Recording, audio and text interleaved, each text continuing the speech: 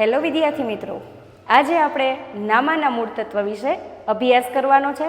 એમાં ધોરણ 12નું chapter number 3 પાઘડીનું મૂલ્યાંકન.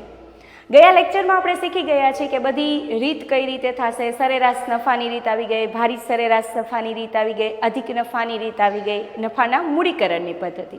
તો આપણે 4 રીતની જુદી જુદી રીતનો આપણે છે અભ્યાસ આપણે અગાઉના લેક્ચર્સમાં શીખી ગયા છીએ. હવે તમારા માટે એકદમ ઇઝી થઈ ગયું છે કે આપણે હવે કઈ રીતે દાખલા કરશું એ આજે હવે સ્વાધ્યાયના દાખલાનું રિવિઝન કરશું, રાઈટ. તો તેમાં આપણે સૌ પ્રથમ સ્વાધ્યાયનો દાખલા નંબર 4 કે જે સરેરાશ નફાની રીત એટલે કે રીત નંબર 1 પ્રમાણે છે એની આપણે આજે ગણતરી કરવાની છે. તો પેજ નંબર 105 ઉપર દાખલા નંબર 4 આપેલો છે, જેમાં તમને અગાઉ માહિતી આપેલી છે કે ભાવેશ અને વિપુલ એક ભાગીદારી પેઢીના ભાગીદાર છે. તેના 5 વર્ષના સરેરાશ નફાની 4 વર્ષની ખરીદી. મેં અગાઉ પણ તમને સમજાવ્યું હતું કે આપણે જે રીતથી દાખલો કરવો છે એની નીચે અંડરલાઇન કરી લેવાય. તો સરેરાશ નફાની રીતની નીચે અંડરલાઇન અને 4 વર્ષની ખરીદીની નીચે આપણે અંડરલાઇન કરી લેવાની થશે.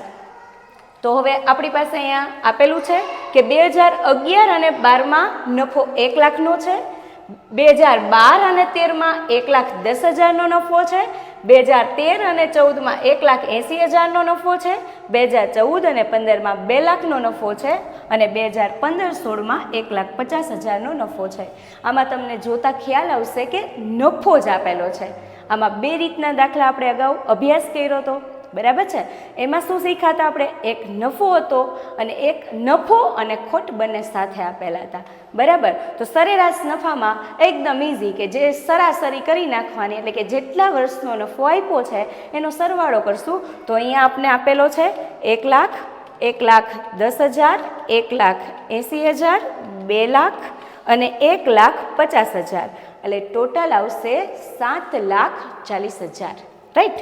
તો 7,40,000 આપણે પહેલા અહીંયા મૂકી દેવાના થશે અને અહીંયા જોઈ લેવાના કે વર્ષ કેટલા આપ્યા છે આપણને, તો કે 5. તો અહીંયા મૂકી દેશું આપણે n બરાબર 5. ઈ કામ થઈ જાય પછી તમારે સૂત્ર લખવાનું. તો કે લખવાનું થશે સરેરાશ નફો બરાબર કુલ નફો છેદમાં વર્ષોની સંખ્યા. કુલ નફો આપણે ટોટલ ગણતરી આપણે કરી દીધી છે. કેટલા એવા? તો કે 7,40,000. તો આપણે અહીંયા લખશું 7,40,000, રાઈટ. અને વર્ષોની સંખ્યા એટલે કેટલા વર્ષનો આપણે આ નફો લીધો છે? તો કે 5 વર્ષનો. તો છેદમાં મૂકી દેવાના 5. તો અહીંયા આવશે છેદમાં 5 એટલે ભાગ્યા 5 કરશું એટલે જવાબ આવશે 1,48,000. આ માત્ર આપણને સરેરાશ નફો મળેલો છે. તો સરેરાશ નફો, રાઈટ, મળી ગયો. તો હવે આપણે શોધવાનું થશે પાઘડી. તો પાઘડી બરાબર સરેરાશ નફો ગુણ્યા ખરીદીના વર્ષો.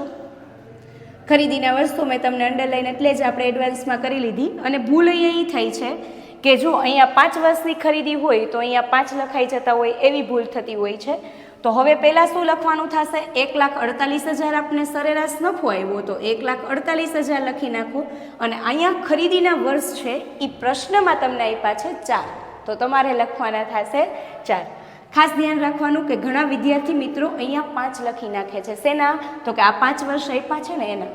જ્યારે સરેરાશ નફો કરો છો ત્યારે છેદમાં જેટલા વર્ષની માહિતી આપી હોય એટલા વર્ષ મૂકવાના.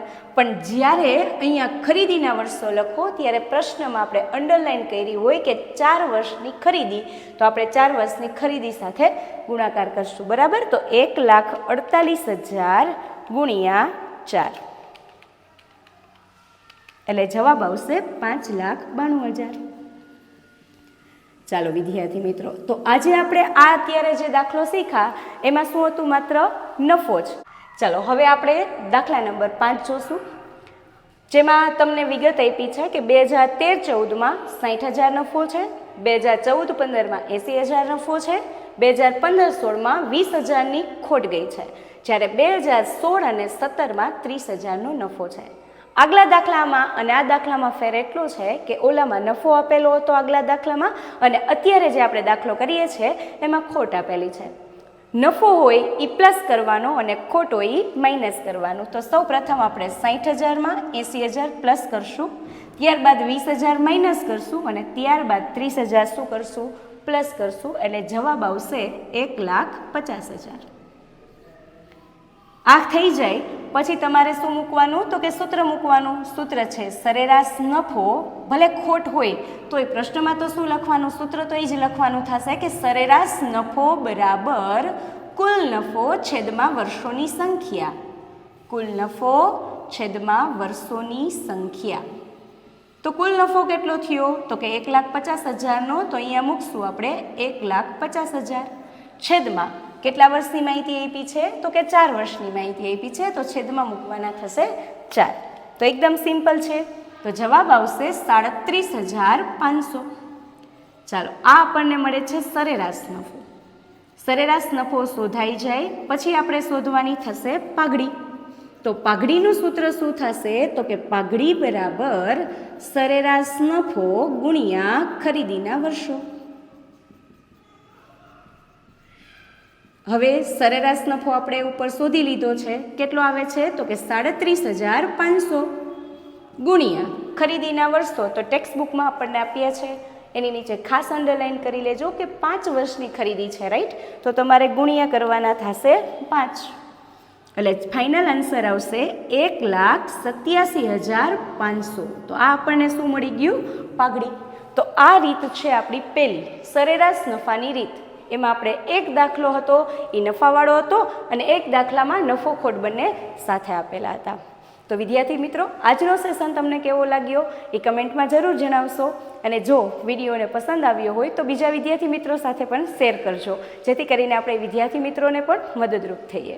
Thank you.